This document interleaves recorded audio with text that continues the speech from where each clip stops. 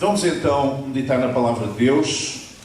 Há 15 dias eu comecei a falar aqui sobre este texto de Atos 2, 42 a 47, se quiserem abrir novamente. Diz que os discípulos perseveravam na doutrina dos apóstolos e na comunhão e no partir do pão e nas orações. E em toda a alma havia temor e muitas maravilhas e sinais se faziam pelos apóstolos. E todos os que criam estavam juntos e tinham tudo em comum. E vendiam as suas propriedades e fazendas e repartiam com todos segundo cada um havia de ter. E perseveravam unânimes todos os dias no templo e partindo o pão em casa, comiam juntos com alegria e singeleza de coração, louvando a Deus e caindo na graça de todo o povo. E todos os dias acrescentava o Senhor à igreja aqueles que se haviam salvado. Amém? Amém. Nós interrompemos na semana passada, no domingo passado, para falar sobre o tema do encontro de mulheres, que aqui houve no sábado anterior. Mas vamos continuar a refletir sobre o culto a Deus. E nós falámos essencialmente sobre a questão da doutrina dos apóstolos. Hoje vamos avançar um pouco mais. O que é que aconteceu aos cristãos depois da ascensão de Cristo ao céu? Aconteceu o dia de Pentecostes, o Espírito Santo desceu de uma maneira poderosa sobre aquelas 120 homens e mulheres que estavam lá reunidos naquele cenáculo. Aconteceram conversões em massa. Nesse mesmo dia 3.000 pessoas aderiram à fé, aceitaram a fé, mercê como resultado da pregação de Pedro, que se levantou e com os apóstolos depois da descida do Espírito Santo.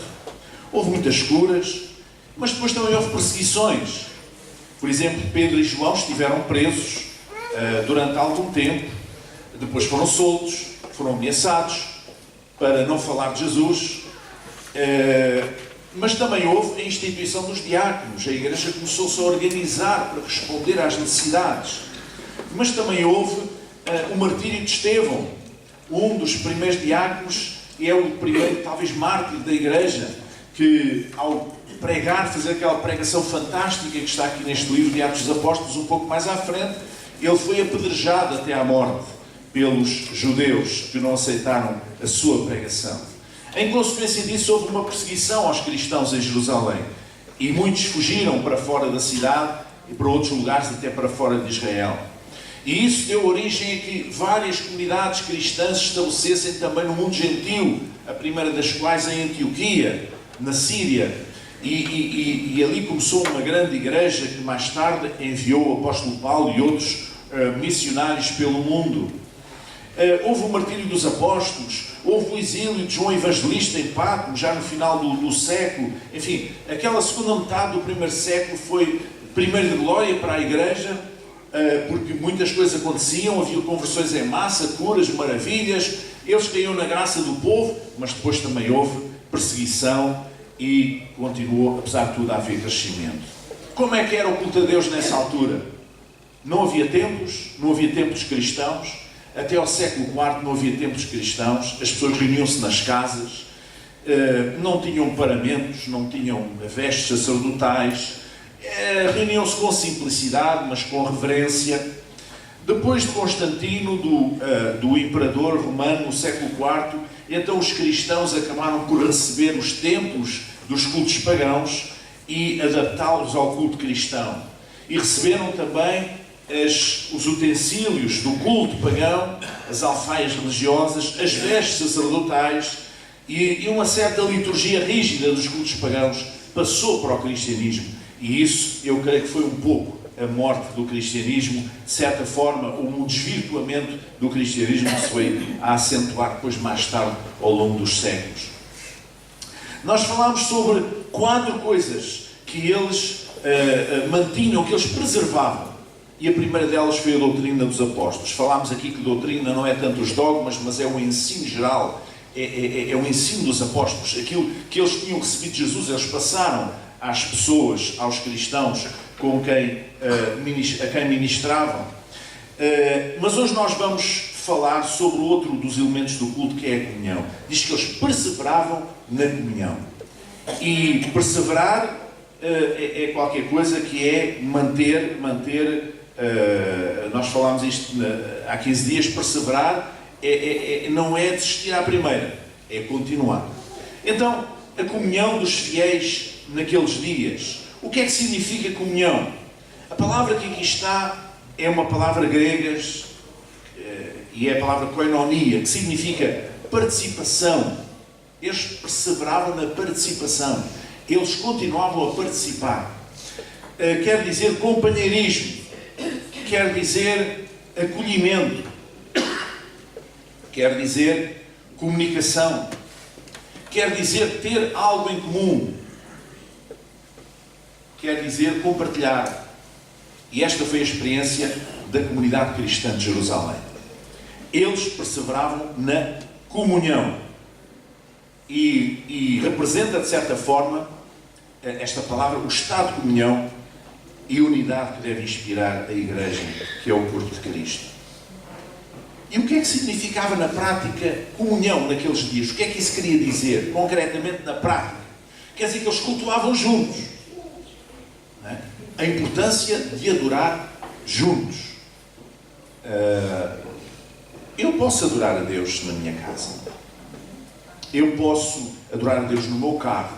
Eu até posso adorar a Deus no meu local de trabalho. Mas eu não posso adorar a Deus desta maneira. Porque uma adoração em comunidade não tem substituição, não tem substituto. Uma coisa é você adorar a Deus sozinho, mas você precisa de adorar com outras pessoas que têm a mesma fé. A importância de adorar juntos. E um dos segredos da Igreja naqueles dias, do poder, da força da Igreja e que levou a persistir, apesar da perseguição, e chegar aos dias de hoje, um dos segredos foi a questão da comunhão. Eles estavam juntos. Eles cultuavam a Deus juntos. Eles juntavam-se não apenas para conviver, mas para adorar a Deus. Quando nós aqui cantamos cânticos de louvor a Deus, a exaltar o nosso Deus, a exaltar Jesus, o nosso Salvador, nós não estamos a passar tempo. Nós não estamos aqui a cantar porque gostamos de cantar, apesar de gostarmos de cantar, ou de tocar, ou porque gostamos das músicas. Há mais do que isso. É mais do que música. Não tem a ver com isso. Tem a ver com o culto a Deus, com o culto comunitário, com o culto coletivo, com a igreja que adora a Deus. Amém. Se vocês olharem para o último livro da Bíblia, o quadro que lá vão ver é um quadro de adoração coletiva. Vocês não veem lá cada pessoa a adorar a Deus sozinho. Não veem. Veem a multidão de todos os povos, tribos, línguas e nações a cantar em conjunto louvores ao Cordeiro. É esse o quadro que nós encontramos. É esse o propósito de Deus. É muito bom eu adorar na minha casa. É muito bom eu ler a Bíblia na minha casa. É muito bom eu cantar louvores na minha casa. É muito bom eu ter comunhão com Deus na minha casa. Isso é indispensável. Mas isso não substitui a comunhão na igreja, a comunhão dos irmãos, louvarmos a Deus em conjunto, cultuarmos a Deus em conjunto.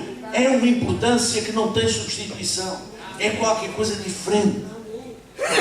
Amém? E esta era uma das forças da igreja naqueles dias. Mas eles não adoravam apenas a Deus juntos. Eles também se juntavam para tomar refeições. O papel da mesa na comunhão e o papel da ceia do Senhor também. Sabem que nas culturas antigas, no Médio Oriente, mas também aqui, e em muitos lugares do mundo, a mesa é um lugar de comunhão por excelência. Os grandes negócios fazem-se, adivinhem onde? À mesa. Muitas amizades constroem à mesa. E então os portugueses gostam bastante de comer. E a mesa é um lugar sagrado. Isto está estudado. No nosso país, não é só... Já vi uma vez, há muitos anos, um estudo académico sobre a mesa como lugar de comunhão familiar no Alto Minho. Mas não é só no Alto Minho que acontece, é em todo o país. E hoje é um bocadinho estranho nós estarmos a falar disto, porque hoje isso perdeu-se bastante. Mas a prática normal, a prática habitual, era essa. A família juntava-se à mesa. Vocês mais velhos sabem perfeitamente bem que os vossos pais exigiam que vocês estivessem à hora da mesa. Exigiam que vocês pedissem licença para se levantarem da mesa. E alguns até exigiam que vocês pedissem licença para falar, quando estavam à mesa. Porquê? Porque a mesa tinha alguma coisa de sagrado. Tinha alguma coisa de especial. Era um momento, era um lugar onde se encontrava. Na cultura judaica acontecia também a mesma coisa.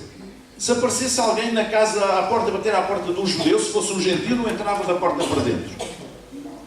Se fosse uma pessoa, enfim, judeu, mas enfim, sem grande intimidade, poderia entrar, mas nunca se sentava à mesa. Só se sentava à mesa aquelas pessoas com quem havia alguma intimidade, aquelas pessoas com quem se desejava construir uma relação ou a família. A mesa era um lugar sagrado. E os nossos irmãos do primeiro século eles sabiam isso, e por isso eles juntavam-se à mesa. Não é por acaso que no dia de Pentecostes, quando o Espírito Santo desceu, eles estavam no refeitório. Cenáculo é um lugar para cear. Era um primeiro andar, estavam lá 120 pessoas, era bastante grande, e era um lugar onde se ceava, por isso se chamava cenáculo. A ceia, o lugar da ceia, o lugar da refeição, um refeitório. Não é por acaso.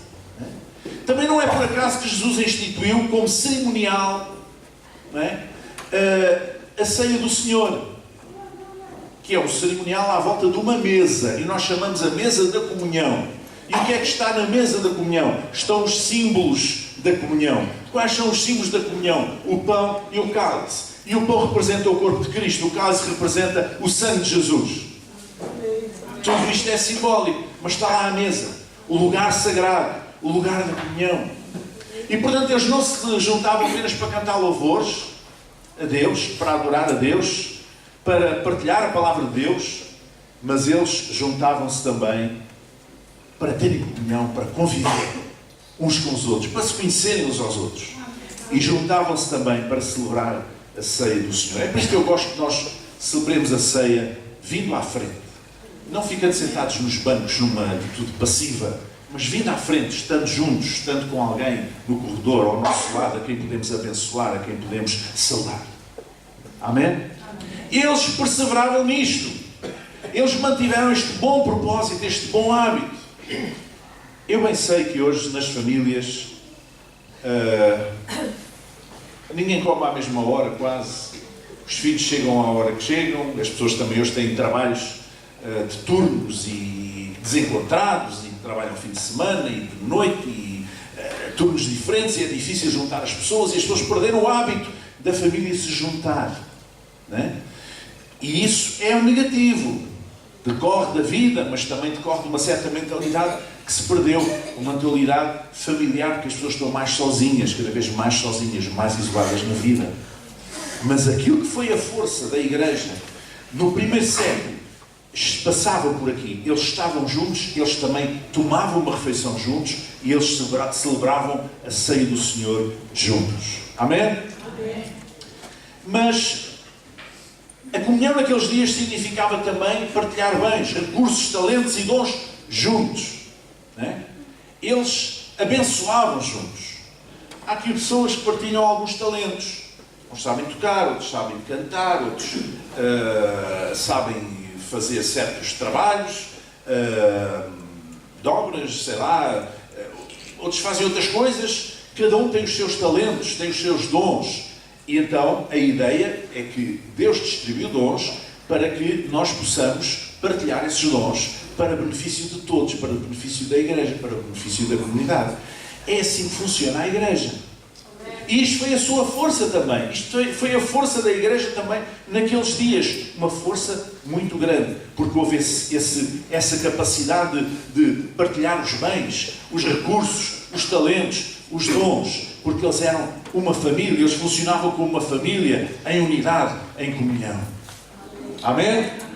E também comunhão significava que eles juntos cuidavam dos mais pobres e dos mais vulneráveis. Os diáconos na Igreja de Jerusalém foram instituídos, antes de mais, porque havia um ministério de apoio às viúvas, às mulheres idosas, viúvas que não tinham meios de subsistência para as alimentar. E, portanto, havia este cuidado dos mais pobres. com os mais vulneráveis.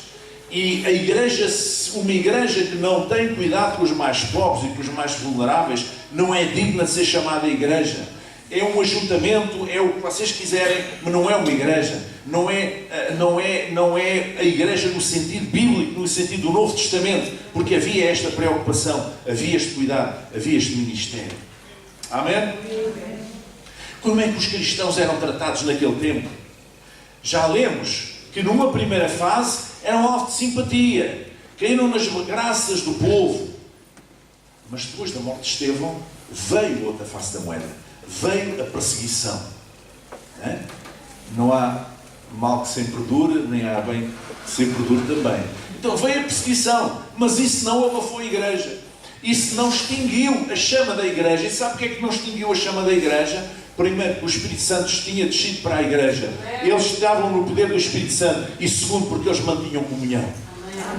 Porque eles mantinham-se unidos à volta daquilo que era essencial, que era a doutrina dos apóstolos, a comunhão, o partir do pão e as orações. Eles estavam juntos e por isso não foram quebrados. Amém?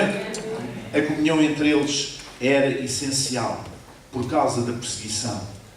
Eu vejo que os nossos imigrantes, por exemplo, os portugueses, quando imigram para um país estranho, para uma língua estranha, normalmente o que é que eles tendem a fazer? E se vocês virem aqueles programas na televisão sobre imigrantes, veem perfeitamente, e quem foi imigrante sabe que é assim. Os imigrantes tendem a preservar as suas marcas culturais distintivas. Ou seja, criam um café portugueses. Onde podem ter a bica. Se tiverem alguém que consiga fazer pastéis de nata, eles vão fazer. Criam associações onde podem ver a bola, onde podem ver os clubes portugueses. Eles tentam preservar o seu folclore, a sua música. Eles tentam preservar a sua religião. Seja ela qual for, sejam católicos, sejam evangélicos, eles tentam preservar, eles tentam juntar-se para preservar a sua vida espiritual. Eles tentam preservar a sua cultura, a sua forma de vida, mesmo vivendo num país estrangeiro. Porquê? Porque eles sabem que a sua cultura é que os torna fortes, é que lhes dá identidade, é que não faz com que eles sejam completamente diluídos no meio de uma língua estranha, de uma cultura estranha, numa terra estranha. É assim ou não é? Quem é que já foi imigrante aqui? É verdade ou não é? Vocês forem assistir ao 10 de junho em Newark, vocês veem, é uma coisa fantástica, porque os portugueses fazem festas e na rua e desfiles e mais não sei o quê, porque eles mantiveram a sua cultura, procuraram. Há muitos portugueses que vivem há 30, 40 anos, 50 anos nos Estados Unidos que não sabem falar inglês. E um amigo meu que foi uma vez a Newark e não saiu daquela zona de português, onde é só lojas portuguesas, e ele disse, eu não tive nos Estados Unidos, eu acho que eu estive nos Açores. Porque a maior parte eram açorianos. Pronto. E isso deu-lhes uma identidade, deu-lhes uma força. E a igreja fez isso também. Irmãos, não pense que o facto de ter a fé, ter conhecimento da palavra de Deus, faz-se uma pessoa vencedora. Não, você tem que estar integrado numa comunidade, tem que viver a vida dessa comunidade, você deve se entregar, deve viver, deve se envolver nessa comunidade para preservar. Nós estamos numa terra estranha.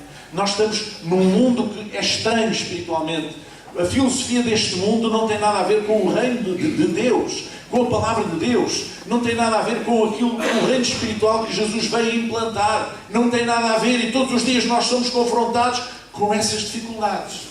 Então, se nós tivermos a força do grupo, então certamente seremos vencedores, como eles foram no primeiro século, os nossos irmãos do primeiro século da igreja.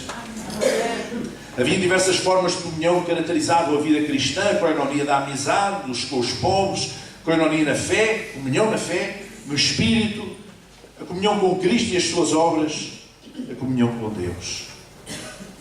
Mas porquê é que, acima de tudo, porquê é que eles perseveravam?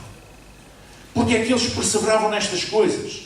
Porque eles sabiam aquilo que estava escrito lá nos livros de sabedoria de Salomão. Eles sabiam que o cordão de 3 dobras não parte facilmente. Se tiver a sua Bíblia, abra lá em Eclesiastes capítulo 4. Eclesiastes capítulo 4, versículos 9 a 12.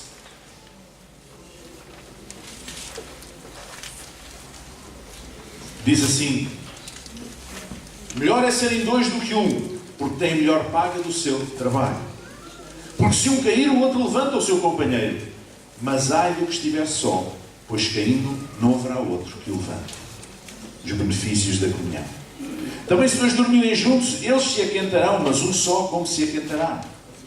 E se alguém prevalecer, isto é, se alguém estiver a lutar contra o outro, se alguém prevalecer contra um, os dois lhe resistirão, e o cordão de 3 dobras não se quebra tão depressa. Amém? Então nós podemos dizer que uma das razões porque existe a Igreja é para preservar os ensinos de Jesus, como nós falámos há 15 dias. É para preservar os ensinos de Jesus. Daí a importância da palavra. A nossa vida espiritual constrói-se sobre a palavra. Não é sobre o louvor, não é sobre o trabalho social, não é sobre qualquer outra coisa. É sobre a palavra de Deus. Porque a palavra de Deus é espírito e vida. E, portanto, a Igreja constrói-se, a Igreja existe para preservar, para os ensinos da palavra, a chamada doutrina dos apóstolos, mas também existe para manter viva a comunhão dos fiéis. Nós somos um povo de Deus. A Igreja é chamada o povo de Deus, o povo do Senhor. Nós convertemos a Jesus, entregamos a nossa vida a Ele e, portanto, passamos a fazer parte do povo de Deus. Passamos a ter uma aliança com Deus enquanto povo. Sabe, às vezes eu ouço as pessoas dizerem: eu sou o templo do Espírito Santo. Você não é nada. É o templo do Espírito Santo o quê? Não é você que é o templo do Espírito Santo. É a Igreja que é o templo do Espírito Santo. E eu, enquanto parte da Igreja, também sou o templo do Espírito Santo. Mas eu não digo, eu não sou o templo do Espírito Santo. Quem sou eu? Não. O templo do Espírito Santo é a Igreja. Ou seja, o conjunto dos fiéis. E nós temos que aprender a ver a perspectiva do conjunto e não apenas a perspectiva individual. Porque na história evangélica, a certa altura começou-se a dar muita ênfase à questão individual, por causa da salvação, por causa da decisão pessoal. E bem, mas isso não retira a perspectiva do coletivo, porque Deus não lida apenas com pessoas, Deus lida com a Igreja. Então nós temos há uma perspectiva do coletivo que nós não devemos perder, a perspectiva da Igreja. Amém? Se eu venho à Igreja e eu digo assim: hoje a palavra não foi como eu gostava, ou o louvor não foi como eu gostava, então você faça a sua parte. Faça a sua parte. Se um homem, uma mulher de Deus espiritual, se vem à Igreja, tem que sair sempre melhor do que entrou. E se não sair melhor do que entrou, é porque não quis dar nada e acabou por receber pouco ou nada. Entende o que eu quero dizer? Entende ou não? Porque quando nós vimos à Igreja, quando nós temos a perspectiva da comunidade, do coletivo, nós vimos para dar. Vimos para abençoar o outro. Não é assim: eu vou à Igreja hoje que eu estou a precisar muito de ouvir a palavra de Deus e estou a precisar muito de ser abençoado, estou a precisar muito de levantar a minha alma. Está bem? Mas sabe qual é a melhor maneira de ser abençoado e de levantar a sua alma? É você dar-se aos outros. É você abençoar os outros. Amém? Se o louvor não é aquilo que você acha, então você louva a Deus como um verdadeiro adorador mesmo aí embaixo. E você vai ver que isso vai mudar a sua perspectiva. E você vai sair daqui muito abençoado e vai dizer: o louvor foi uma bênção. Se você acha que a palavra não é aquilo que gostaria de ser, então venha com ouvidos de ouvir a palavra de Deus. Venha com o coração aberto, com a mente limpa para ouvir a palavra. E diga para si mesmo, e ora a Deus, diga: Deus, eu quero que tu fales esta manhã ao meu coração. Eu quero que tu fales ao meu coração. Eu estou aqui para ouvir, Senhor. Diz-me o que tu queres falar. E se tiver o seu coração aberto, Deus vai ministrar às suas necessidades. Porque é o Espírito Santo que conhece as nossas necessidades. Todas as nossas necessidades. Coisa que a igreja não sabe, que o pregador não sabe, que o pastor não sabe, ninguém sabe, mas Deus sabe. E Deus pode usar aquela palavra e vai fazê-lo, se você tiver o seu coração aberto, para ministrar a sua necessidade. Mesmo que o pregador esteja a pregar sobre o Zaqueu, que já ouviu 500 mil pregações sobre isso, não interessa. Não é o texto que interessa, é aquilo que Deus diz a partir daquele texto. Amém? Não é o pregador que interessa, é aquilo que Deus fala através dele. E isto muda todas as coisas. Amém? Nós precisamos de comunhão. Nós precisamos de insistir na comunhão. Nós precisamos nos entregar à comunhão. Eu faz muita impressão essas coisas aí chamadas igrejas, mas que são apenas ajuntamentos. Ninguém conhece uns aos outros. Ninguém se conhece uns aos outros. Ninguém se dá a conhecer. Vão ali como quem vai à farmácia comprar um medicamento ou à mercearia comprar um pacote de leite. Depois vão-se embora. E alguns até fazem isto para comprar bênçãos como quem vai comprar um artigo à mercearia, não é? Não há espírito de comunhão, não há koinonia, não há comunhão, não há unidade, não há uma perspectiva do coletivo, não. É apenas o individual, o egoísta. Eu vou lá porque eu quero uma bênção, eu preciso de uma bênção, eu quero receber uma bênção. Não! Isso é diabólico, isso não é de Deus. O que é de Deus é, se você é um filho de Deus, se você conhece minimamente a palavra, é você vir, mas vir para abençoar aqueles que estão à sua volta. Para abençoar. Amém? Você tem essa responsabilidade. Deus tem esse propósito na sua vida, ser uma bênção. Ser uma bênção. Você não pode se colocar naquela posição, vou ver o que é que hoje, ver se Deus me abençoa hoje. Não é ver se Deus abençoa, é você, é um abençoador, você vem para abençoar, venha e abençoe. E quando você abençoar, você vai receber a sua bênção sem qualquer dúvida. Porque aquilo que nós semeamos no reino de Deus, nós colhemos com abundância. Em quantidade. Amém? Vamos ficar em pé. Eu quero desafiar os irmãos a fazer um exercício de comunhão. Encontre 2 pessoas, grupos de 3 pessoas, e vamos agora orar em conjunto. Vocês, encontre parceiros, 2 a 3 pessoas, mais não, 2 a 3 pessoas, mesmo que você não conheça, não importa, 2 a 3 pessoas, e orem a Deus, um de vocês ou 2, orem e abençoem a vida dessas pessoas, em nome de Jesus. Aleluia.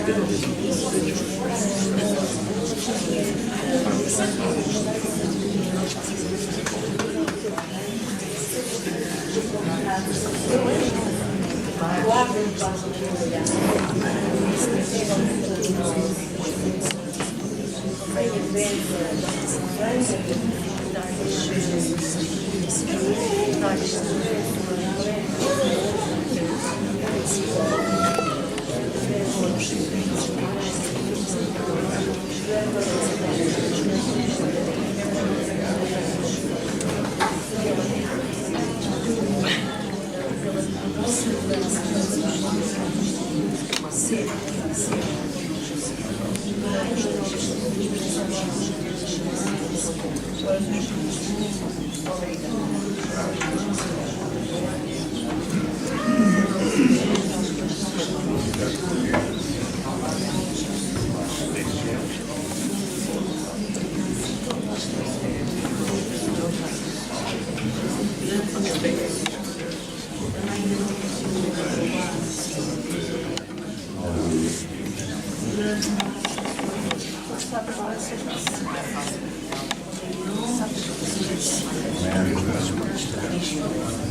Vamos cantar uma música.